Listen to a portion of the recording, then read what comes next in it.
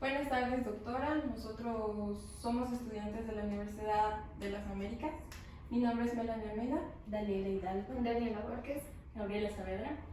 Como estudiantes de psicología, tenemos algunas inquietudes que a veces que nos puede ayudar a resolverlas.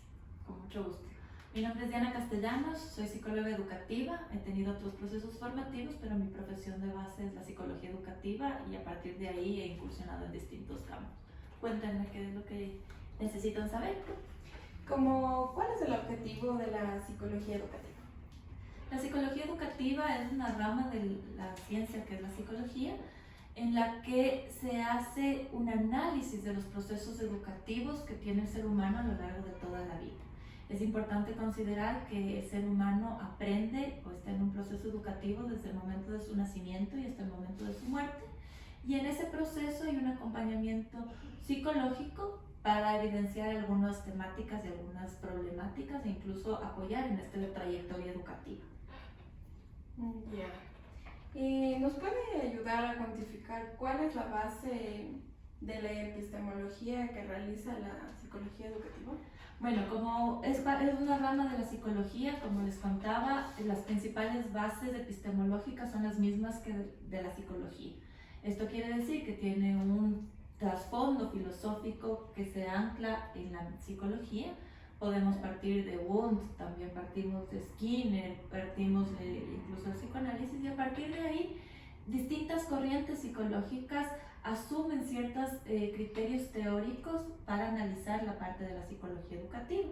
Entonces, las distintas corrientes psicológicas se posicionan en el fundamento filosófico de la psicología, que viene obviamente de la filosofía previamente.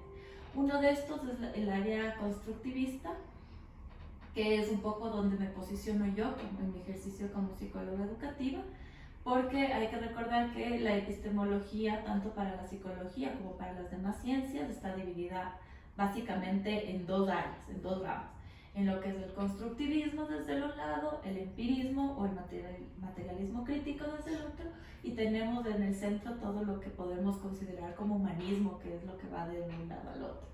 Entonces, la psicología educativa se posiciona, dependiendo de la corriente por la cual optemos, en uno de estos tres fundamentos epistemológicos. En mi caso, es mucho más el constructivista. Eso depende mucho del área en la que abarca, en la que se apoya. Depende mucho de cómo considera uno incluso al ser humano como tal, porque el principal objeto o sujeto de estudio de la psicología, a pesar de ser psicología educativa, psicología organizacional, psicología clínica, comunitaria, social, siempre el sujeto de estudio va a ser el ser humano. Entonces, la epistemología entiende de distintas maneras al ser humano. En la epistemología constructivista, el ser humano no viene al mundo como una tabula rasa o como un ser sin absolutamente nada. Entonces, a partir de la epistemología constructivista, se considera que siempre, a pesar de ser el primer día de nacido, el ser humano ya tiene un anclaje anterior, que puede ser genético, puede ser ambiental, que es transmitido incluso intrauterinamente, y a partir de eso sigue construyendo. A diferencia del materialismo crítico, que considera que solamente lo que se comprueba y lo que pasa en ese momento es lo que le permite aprender. Por eso mi postura está mucho más anclada en la epistemología constructivista, ¿sí? A partir de ahí hay distintas corrientes y distintas opciones filosóficas de la psicología educativa. ¿Y nos puede comentar algunos autores de la psicología educativa? Así como autores específicos de psicología educativa, como tal, psicólogos educativos, hay muchas opciones, pero más bien muchos son educadores. Uno de los autores a los que yo más estudio, más me aproximo, es sobre todo Freire. La pedagogía de la liberación, la pedagogía del opresor, la pedagogía de los sueños. Es un poco el ir entendiendo que, primero esto, que la educación, la trayectoria educativa está a lo largo de toda la vida, no necesariamente cuando uno es niño, niña o cuando está en su adolescencia o juventud, sino a lo largo de toda la vida, y que la educación no sirve solamente para adquirir conocimiento, sino que la educación es un proceso que parte de un algo que ya tenemos o ya sabemos o ya lo descubrimos por nosotros mismos o nosotras mismas, y que a partir de eso vamos tejiendo, construyendo y vamos revelándonos hacia lo que nos impone el sistema, que es la pedagogía de Freire. ¿Y cuáles podrían ser los conceptos de la psicología educativa? Como conceptos macros, lo principal, hay dos temas principales que es muy importante conocer. Lo primero es la psicología evolutiva o la psicología del desarrollo. Es sumamente importante para una psicóloga educativa o un psicólogo educativo poder conocer en qué momento de su desarrollo está una persona, tomando en cuenta que el desarrollo no siempre es lineal, no siempre la persona nace, crece, se reproduce y muere, hay un montón de otros factores que intervienen. Entonces, en la psicología educativa es muy importante conocer a profundidad la psicología del desarrollo, la psicología evolutiva. Y otro de los principales marcos teóricos o enfoques teóricos o conceptos macros que están adentro de la psicología educativa es el aprendizaje. ¿Qué implican los procesos de aprendizaje? ¿Cómo se desarrolla un proceso de aprendizaje? ¿Qué otros factores intervienen en el aprendizaje? ¿Cómo está mediado ese aprendizaje? Si el aprendizaje es natural a través de experiencias y acción, o si es un aprendizaje mediado por un facilitador o una facilitadora, o si es mediado por el entorno. Entonces son dos de los temas principales. Más allá de eso, obviamente, temas como qué implica el ser humano, cuáles son los constructos básicos del ser humano, la memoria, la atención, la percepción, las sensaciones, y más allá de eso, lo que implica educación como tal. Educación es una ciencia completa también, entonces el hacer la fusión entre la psicología y la educación es un reto grande e implica también un proceso de análisis y de investigación también amplio. Justo eso comentábamos que si la psicología educativa además no solo se basaba en el aprendizaje de una persona, sino también se basaba en los conflictos o internamente que una persona puede tener.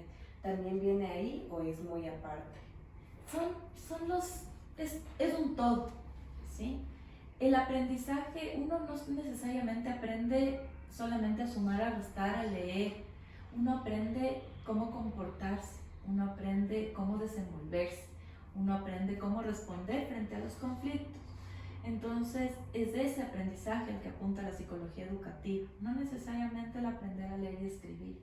También intervienen procesos de aprendizaje formal o aprendizaje crítico o sistemático, como está establecido, pero va más allá de eso. Va a él, ¿por qué aprendemos, por ejemplo, a fumar o a consumir alcohol cuando nos sentimos tristes? ¿Qué estamos evitando? ¿Cómo podemos evitar el aprender a tener estas conductas que tal vez son nocivas para nuestro cuerpo o para nuestra salud, trabajando de otra manera, ¿sí? El aprendizaje está mediado en muchísimas cosas y uno de los temas más importantes para nosotros como psicólogos o psicólogas educativos es el aprendizaje en conjunto. O sea, no es que una persona aprende solamente, sino que una persona aprende y aprende en sociedad. Entonces son temas como la violencia, que es la prevención de violencia, cómo aprender otras respuestas, estrategias de educación para la paz, por ejemplo, prevención de uso y consumo de drogas, temas vinculados con poblaciones LGBTI o diversidades sexogenéricas, son temas que están también atravesados en el proceso de aprendizaje. O por ejemplo, uno de los temas que es muy poco atendido, muy poco trabajado, es cómo las personas de la tercera edad continúan aprendiendo y cómo necesitan ocupar su tiempo para tener un proceso funcional en la sociedad y que no sean arrumados y aparte. Entonces, parte de las terapias ocupacionales son terapias de memoria, terapias de atención, terapias de aprendizaje, donde también viene un proceso de psicología educativa. Por eso es que se da que hay bastantes personas de tercera edad que les dan Alzheimer, porque incluso se les pone a separar algo y ya no pueden, porque tienden a ser como niños. Entonces ya se ofuscan, se dicen, no, es que no puedo. Entonces, yo creo que estos trabajos se deben dar más. Sí, además hay que tomar en cuenta que la salud es un marco súper amplio en donde también está la salud mental. Y la la psicología educativa entra también como un aspecto de prevención. Si es que nosotros trabajamos bien en las distintas etapas de la vida, podemos prevenir temas como, ya les digo, como la violencia, como las adicciones, pero también podemos prevenir brotes psicóticos, podemos prevenir demencias seniles o Alzheimer, que es una reacción mucho más temprana. Podemos prevenir otro tipo de cosas dependiendo de cómo impulsemos la mente del ser humano. También, ¿cuáles podrían ser las claves de la psicología educativa? Las claves de la psicología educativa se refieren de las claves en función del ejercicio de la psicología educativa. Sí, en sí, ¿qué claves usted más utiliza en el desarrollo de la Claves, O sus apoyos. los apoyos. La primera es el enfoque de derechos. Saber y tener sumamente claro que cada persona, sin importar la edad que tenga, es sujeto de derechos. Y esto implica que tiene todos los derechos, al igual que las demás personas. Tiene derecho a opinar, a ser consultado y a saber si es que quiere trabajar conmigo o no. Si es que no quiere trabajar conmigo, puede haber otras opciones, pero están en toda la libertad. Y la otra clave fundamental es entender y saber que vivimos en diversidad. Eso implica que no podemos, en psicología o quienes ejercemos la psicología, no podemos tener prejuicio. No podemos prejuiciarnos porque una persona no hace lo que nosotros esperaríamos que hace en el momento que nosotros esperamos que hace, porque estamos arruinando un proceso psicológico o generando barreras. No podemos prejuiciarnos hacia temas muchas veces moralistas o de creencias muy personales. Por ejemplo, yo no trabajo con personas trans, de transgénero, transexuales. Somos psicólogos y psicólogas, entonces tenemos que saber que trabajamos en diversidad. Y el trabajar en diversidad implica el que yo me reconozco como una persona completamente diferente y que no voy a juzgar absolutamente la opinión o la decisión de la otra persona. Yo lo que hago es acompañar el proceso, nada más. O sea, la primera clave cuando ingresa un paciente como usted, o sea, si el paciente no desea el tratamiento, no lo vamos a obligar a realizar el tratamiento. ¿En qué estado debería llegar el paciente para nosotros saber que Sí, exactamente. Lo primero que tiene que pasar es que cualquier proceso psicológico tiene que ser voluntario. El momento que no es voluntario, así sea con niños o niñas, es súper peligroso porque estamos trabajando e induciendo temas que tal vez no necesita esa persona, sino quien los lleva. Sobre todo nos pasa mucho con los niños. A mí me remitían muchas veces casos de los colegios o de las instituciones educativas porque el niño no sabe hacer esto, porque no puede hacer esto, porque pasa esto o porque la mamá piensa que no es. Entonces, tal vez no hay que modificar al niño, lo que hay que modificar son las expectativas que tiene la mamá o la institución educativa con respecto a ese niño y entender a ese niño en su diversidad, ¿sí? Hay veces en las que los niños no quieren ir, pero se dan cuenta que lo necesitan, pero tienen miedo, porque muchas veces los psicólogos o las psicólogas hemos sido tachadas como quienes les van a castigar, porque casi como el ropavejero o el cuco que se los lleva. Entonces, eso sí hay cómo motivar y sí hay cómo orientar. Hay cómo preguntarles y es cuestión de poder hacer un buen feedback o una buena retroalimentación con los niños y las niñas. Y preguntarles, ¿por qué crees que estás aquí? ¿Qué crees que necesitas? ¿Tú sientes que tienes que estar aquí? Muchas veces los niños nos dicen, no, la que tiene que estar aquí sentada es mi mamá. Así, textualmente. Muchas otras veces me dicen, no, yo no soy el problema es que mi profesora no me entiende. Entonces, más bien ahí es trabajar con los profesores o con los adultos, que somos los que tenemos prejuicios. Los niños no tienen prejuicios. ¿Y en ese caso se trabajaría en conjunto con esas demás personas? Siempre se trabaja en conjunto. Los psicólogos educativos, a diferencia de los distintos tipos de psicologías, siempre necesitamos trabajar en equipo y en grupo. Primero porque los psicólogos educativos no damos diagnósticos clínicos más allá de trastornos de aprendizaje en los casos en los que efectivamente podamos demostrar. Entonces, por lo general, los psicólogos educativos siempre trabajamos de la mano con médicos de distintos tipos. Siempre trabajamos de la mano con educadores o psicorehabilitadores. Siempre trabajamos de la mano con la familia y siempre trabajamos de la mano con el entorno en donde está incluido esa persona. Como les digo, no siempre es la escuela. Puede ser, muchas veces nos ha tocado trabajar con personas con discapacidad cognitiva o discapacidad intelectual, que requieren una valoración para ser incluidos en cierto ámbito laboral, como cajeros del supermercado. Entonces, uno tiene que trabajar no solamente con la persona para que empiece a adaptarse a estos nuevos cambios y a entender estas nuevas rutinas, sino también con la empresa para que entiendan la distinta forma de relacionamiento que deben tener con esta persona en su diversidad.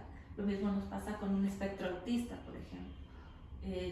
Las demás personas son las que tienen que entender que yo no le puedo topar el brazo, porque si le topo el brazo estoy invadiendo su mundo. Entonces el trabajo siempre va a ser también con los otros. Y a partir de este trabajo con los otros es donde aceptamos y trabajamos la diversidad y la inclusión. ¿Cuál sería una dificultad que se presenta con mayor frecuencia en la área educativa? Dificultades hay muchísimas, pero la principal creo que es esto que les comentaba. El trabajo del psicólogo o de la psicóloga educativa no funciona si no está acompañado de otros procesos conjuntos. Entonces, por ejemplo, muchas de las veces trabajamos con niños, niñas, adolescentes, pero nos damos cuenta que también son los papás o sus cuidadores quienes necesitan ir a terapia clínica para sobrellevar los temas. Les pongo uno de los últimos casos que manejé mientras trabajaba en colegios. Un chico en su adolescencia define que su identidad sexogenérica es ser homosexual, que no es una persona heterosexual, sino que se siente mejor y se siente bien consigo mismo siendo homosexual. Quien necesitaba ir a terapia no era él estaba conforme con eso. Quien necesitaba acudir a un proceso psicológico clínico para evitar el proceso de negación eran los padres. Y es un proceso también de terapia y de terapia de duelo, incluso de romper las expectativas que tenían como padres para encaminarlos hacia otro lado. Entonces, esa es la principal dificultad que muchas veces con la que se cuenta. Y en habilidades que requieran los psicólogos o desarrollen en la psicología educativa. En la psicología educativa se desarrollan muchas habilidades, pero hay dos que para empezar a mí me encantan. La primera es la creatividad. Como una persona no sabe con quién va a trabajar, pueden ser niños, pueden ser adolescentes, pueden ser personas con discapacidad, pueden ser adultos mayores, pueden ser poblaciones muy vulnerables que tienen otra forma de acceso al aprendizaje. Uno desarrolla muchísimo la creatividad, aprende a jugar con todo, que para transmitir la información aprende a ser muy muy creativo y eso es súper enriquecedor. Y la otra es aprender a hacer conexión o a tener empatía en distintos tipos de espacios. Entonces, así como uno puede estar al frente de un grupo o estar trabajando con una persona adulta, que es tal vez más fácil conversar, a los 10 minutos uno tiene que estar trabajando con un niño y cambia completamente como el lenguaje que uno usa, la forma en la que uno mueve el cuerpo, cómo uno hace empatía. Entonces creo que esas son las dos principales. Y para esto uno tiene que tener un previo estudio de esa persona. Yo que sé, es un niño de 8 años y le gusta esto, pero no le gusta hablar. Entonces, ¿cómo saber? Tendríamos que tener un estudio de eso. No necesariamente. Darse cuenta ya con la práctica se vuelve más fácil. Pero lo fundamental es lo que les decía, conocer lo que es la psicología del desarrollo para primero no asustarse, porque también somos personas adultas y nos asustamos y nosotros también tenemos prejuicios, entonces tenemos que dejar de lado esos prejuicios para dejar de asustarnos. Entonces que no nos asuste si viene un niño o una niña y empieza a coger todo lo que está encima del escritorio y uno empieza a tratar de quitar. No, son niños, es normal. o lo que les pasa muchas veces a las mamás, que después de un rato les ven sucios la ropa y les cambian. No, es un niño, es normal. Entonces es un poco el conocer a la perfección psicología del desarrollo, psicología evolutiva, saber qué es lo que pasa en cada etapa de desarrollo, que no necesariamente está marcado por la edad, que tenemos personas, por ejemplo, con discapacidad, distintos tipos de discapacidad o situaciones de discapacidad, que puede ser que se comporten como un niño, o pueden ser que se comporten como personas de la tercera edad, o puede ser que las personas de la tercera edad se comporten como niños. Entonces es un poco el ser más flexibles y no tener tantas normas y tantas estructuras al momento de trabajar. Y de ahí preguntarles. No necesito estudiar a la paciente o al paciente que va a llegar antes o a la persona que voy a atender, porque muchas veces no voy a tener tiempo y van a golpear la puerta de la oficina, o voy a llegar a una comunidad sin saber quiénes son las 500 personas que están ahí. Entonces lo importante no es haberlos estudiado, sino hacerles sentir que estamos poniendo toda la atención en esa persona y que nos interesa de verdad conocerles. Con eso ya está todo ganado, sobre todo si son adolescentes. Con los adolescentes mucha gente tiene susto de trabajar, pero es porque no nos damos el tiempo de más bien que ellos nos cuenten y empezamos a perseguirles y a decirles qué es lo que tienen que hacer. Y eso obviamente a nadie le gusta. Justo eso le iba a decir, influye mucho, por ejemplo yo, mi familia desde pequeña, ellos consideran que es bueno tener un psicólogo en la familia, pero por motivos siempre cambiábamos así de psicólogo. ¿Eso influye mucho o no? Porque yo con unos psicólogos me abría y con otros no. Entonces, ¿cómo es eso?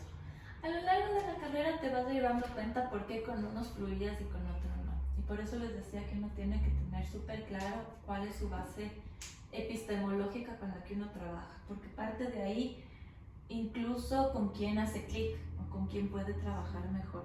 Entonces yo como psicóloga, mi línea terapéutica o mi corriente psicológica, soy psicóloga sistémica. Yo trabajo mucho más con grupos, con familias, porque de esa manera entiendo yo los procesos psicológicos. Y por otra parte, mi enfoque educativo es el constructivismo. Creo que las personas aprenden y aprenden por sí solas y aprenden todo el tiempo y desde antes de nacer ya tienen ciertos aprendizajes. Y de eso depende con quién te enganchas, con quién haces clic como psicólogo, incluso como psicólogo educativo. Incluso cómo manejas y las técnicas que uno utiliza para trabajar. Entonces eso ya lo irán descubriendo en el camino.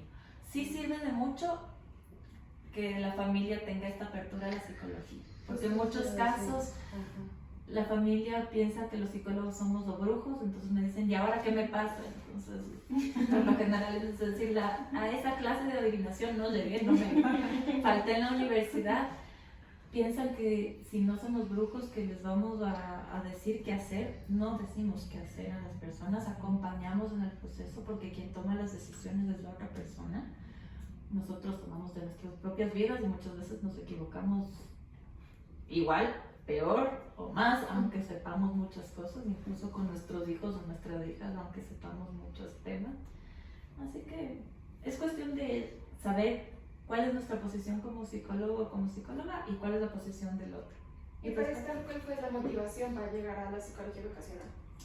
Yo siempre quise ser psicóloga educativa, desde que tenía 15 años más o menos. O sea, para mí la verdad es que fue bastante fácil. Psicóloga, porque desde que era chiquita, desde que era niña, jugaba a dar clases en los colegios y salía de vacaciones y le torturaba a mi hermana con que le daba clases todas las vacaciones. Y siempre me involucré con lo que es el aprendizaje no formal. Yo trabajo mucho más en lo que es el aprendizaje no formal y la educación no formal. Siempre me gustó mucho jugar y a eso me dedico. Yo hago más educación no formal, hago metodologías de prevención, hago proyectos comunitarios y sociales a través de la psicología educativa. Atiendo también de vez en cuando, pero me gusta mucho más esto. Entonces para mí lo que me llevó es primero el nunca dejar de jugar y siempre poder jugar, invitar a jugar a un montón de gente, y que el juego es una de las principales herramientas de aprendizaje. Cuando uno juega, todos aprendemos y aprendemos de los demás. ¿Y algún consejo que les pueda dar a los chicos que van a seguir psicología educacional, algún tip en el futuro en esta carrera que estamos siguiendo? Investiguen mucho sobre lo que es la educación. En este país se estudia muy poco la educación, o hemos dejado de estudiar la educación. Entonces no entendemos lo que es la psicología educativa, porque ya entender lo que es la psicología es complicado. Y si no estudiamos lo que es la educación y pensamos que es lo que nos pasaba a nosotros en el colegio, la mayoría tenemos traumas en el colegio, entonces nunca vamos a estudiar. La educación va mucho más allá. La educación no es el estar sentado, y ojalá no fuera el estar sentado 8 horas al día viéndole hablar de profesor en profesor y que sigan pasando. La educación es lo que yo hago todos los días, el rato que me siento en el piso o les veo jugar a los niños en el arenero. Educación es ver cómo los adolescentes salen y van al cine y empiezan a negociar incluso con sus papás o con sus familias. Y les dicen, no hasta las 10, no hasta las 11, no hasta las 9. No, ya bueno, entonces a las 10:30. Entonces, eso también es educación. Y todos los procesos educativos se han dejado de lado, incluso a nivel adulto. Entonces uno piensa que solo con ir a la universidad ya me estoy educando. ¿Qué pasa con todo lo que leo? Con todo lo que imagino, con todo lo que invento, con todo lo que creo, con todo el contacto que tengo. Que eso es lo que más nos va a servir, ser súper creativos. Eso. No sé si tienen alguna otra pregunta. ¿Cómo integran a los padres de familia para llevar a cabo el modelo de intervención? Creo que eso es lo más complejo, tanto a nivel fuera de los colegios o de las instituciones educativas como dentro de las instituciones educativas, porque muchas veces las familias y los colegios entienden que voy, dejo ahí los niños y ya me libré, son 8 horas y cualquier cosa es responsabilidad del colegio. Cuando uno trabaja en este campo, sí es importante empezar a repensar si efectivamente quiero ser mamá, quiero ser papá, cuándo quiero ser mamá, cuándo quiero ser papá y cómo quiero ser como mamá o cómo quiero ser como papá. Y a partir de eso, ir jalando a la escuela o a la consulta privada es más fácil. Porque claro, muchas veces es un dolor de cabeza tanto para los papás como para los niños o los chicos, el que los papás vayan al colegio. La otra vez mi papá está aquí y ahora ¿dónde me escondo? Y para los niños ir a consulta privada también es súper cansado. Entonces a ratos no, a ver, esto no es que tú eres el problema es de todos y todos lo vamos a resolver. ¿Cómo vamos a resolverlo todos? Vamos a trabajar entre todos. Entonces ahí viene un poco lo que es el enfoque sistémico. La persona que me manifiesta el síntoma solamente me lo está manifestando, pero el síntoma es del núcleo donde yo estoy. Y el problema está en todos y como todos lo tienen que manejar. Todo lo que le rodea a él, Sí, ya sea, como decía, de la parte evolutiva de donde él se formó. exactamente, todo el proceso. ¿Alguna otra? Sí, en la parte ética, ¿con qué problemas éticos se presenta usted o son más recurrentes en el área de la educación? A ver, en psicología educativa hay 3 temas que por lo general se estudian o se ven poco en la universidad y que son unos problemas de ética sumamente complejos.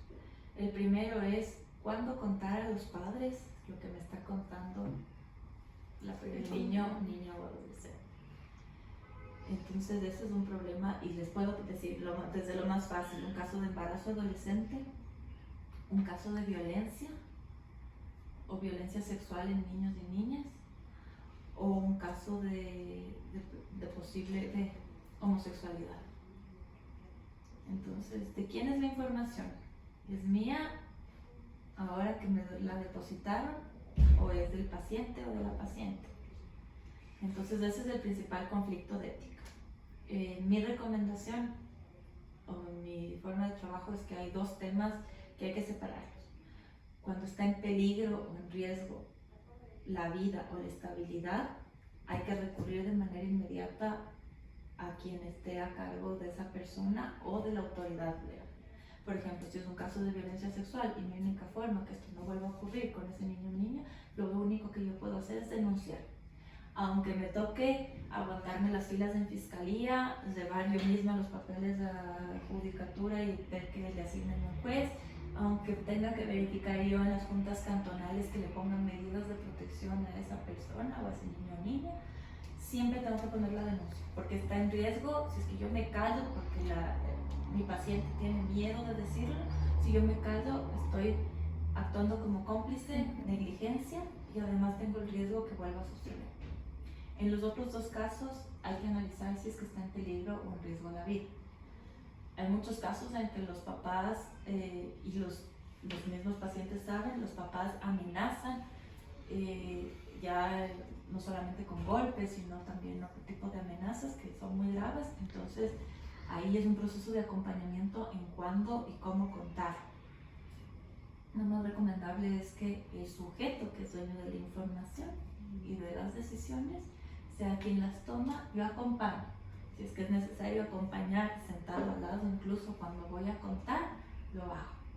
Pero en el caso en que esté en riesgo la integridad o la vida, tengo que hacer. Pero ese es el principal problema ético y que se van a encontrar en el campo de la psicología educativa muchísimo, porque atraviesa lo que es niñez y adolescencia, y también en todos los demás campos. Cuando la información me pertenece y tengo que actuar y traicionar la confidencialidad que me deposité, y cuando tengo que solamente acompañar al momento de contar. Y entrando un poquito en ese tema de como que agresión sexual, ¿cómo usted determinaría que un niño pequeño, no sé, 6 años, 7 años o más pequeño, es producto de que le están violando, que le están agrediendo de alguna manera? ¿Cuáles son, con quien dice, los síntomas que usted ve? Más que síntomas, hay signos. Ajá. Son los signos que se pueden presentar. El primero es cuando un niño cuenta sobre agresión sexual, hay que creer.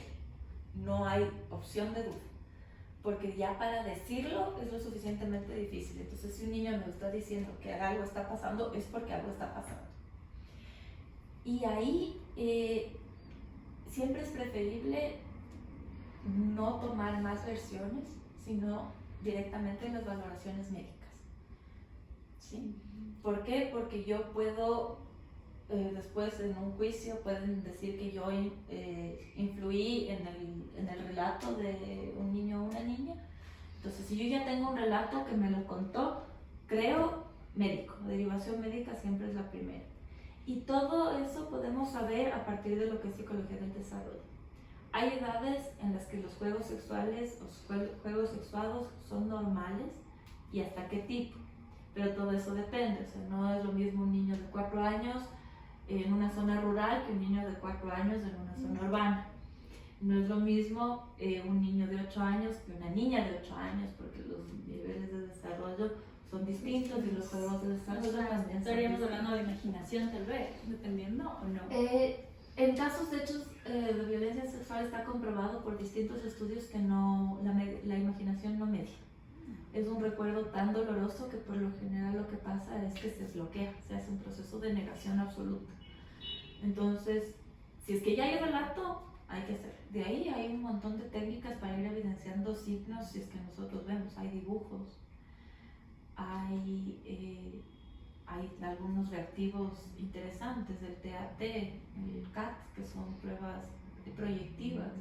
Hay otras pruebas mucho más comunes que seguramente las han visto ustedes, la casa, árbol, persona, el dibujo de la familia. Hay muchísimas opciones en las que uno va identificando estos temas. Pero como es un caso de violencia sexual, siempre lo preferible es valoración médica de manera inmediata, porque de esa manera estamos al 100% seguros de lo que está pasando y no existe en un juicio o en un proceso legal esta posibilidad que digan que el psicólogo o la psicóloga fue quien influyó en el relato. Además, la fiscalía tiene sus propios peritos psicólogos, entonces siempre es mejor que lo hagan ellos directamente para no hacer un proceso de evaluación y reevaluación. ¿Sí? Ellos aplican muchísimas técnicas, incluso tienen un inventario para identificar abuso sexual infantil. Y justo también entrándonos en ese tema, si es que un adolescente o alguien tiene tendencias al suicidio, ¿cree usted que es primordial irse de una al caso de meterlos a una clínica o si puede hacerse el proceso desde afuera. Es un tema súper complejo, este tema entre la institucionalización de pacientes y la atención ambulatoria. Depende mucho de la situación.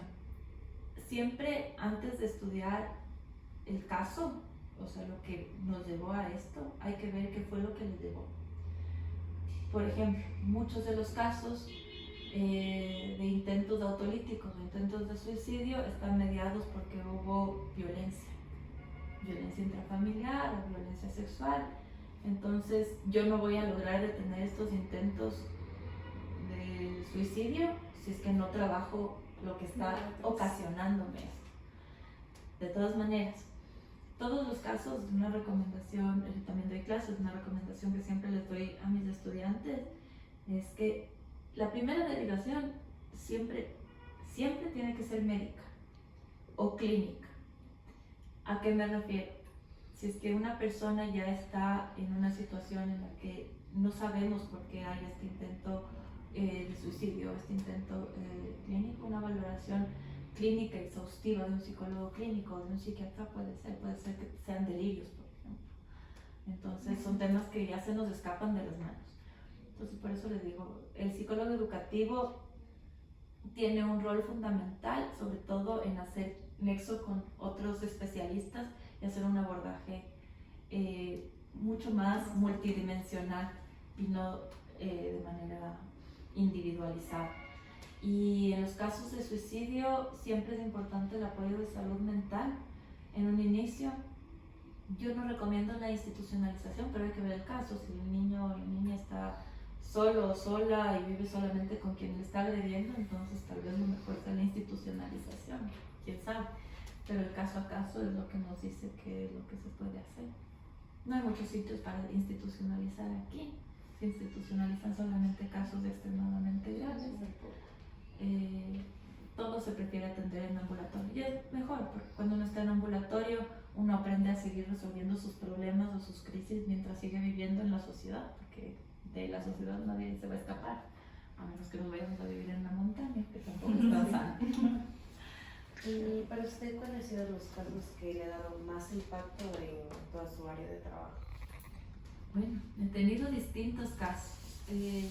Creo que más que impacto, los casos que más aprendizajes me han dejado, trabajé mucho tiempo en los centros de rehabilitación social con personas privadas de libertad y uno de los principales aprendizajes que tuve de ahí es el proceso de psicología educativa que uno realiza con personas privadas de libertad.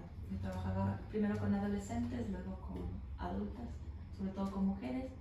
Entonces, ¿cómo hacer para que el proceso de rehabilitación social o las penas privativas de libertad o la cárcel no se conviertan en un factor que en lugar de dañar, mejorar el proceso de la persona y darle aquello que no pudo recibir en sociedad, sea un estresor más y que dañe otros aspectos de su vida? Porque el estar encerrado 24/7 muchas veces por 60 meses, 60 años. Claro. Ese es uno de los mayores aprendizajes. ¿Y ahí qué técnicas utilizan?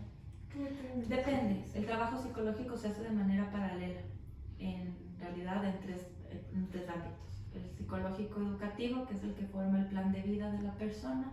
¿Qué quieres hacer mientras estés aquí? ¿A dónde quieres llegar? ¿Cómo vamos a facilitar esos recursos? El psicológico clínico, que es un proceso para evitar brotes esquizofrénicos, brotes de paranoia, brotes de psicosis, dependiendo, brotes de depresión, porque si no las tasas de suicidio son altísimas en situación de encierro. Y el tercer eje es un aspecto laboral. ¿Cómo vamos a seguir generando procesos de recursos? Porque a la larga la persona tiene que seguirse manteniendo y mantener muchas veces a su familia que está afuera. Sí, muchas gracias. Muchas gracias.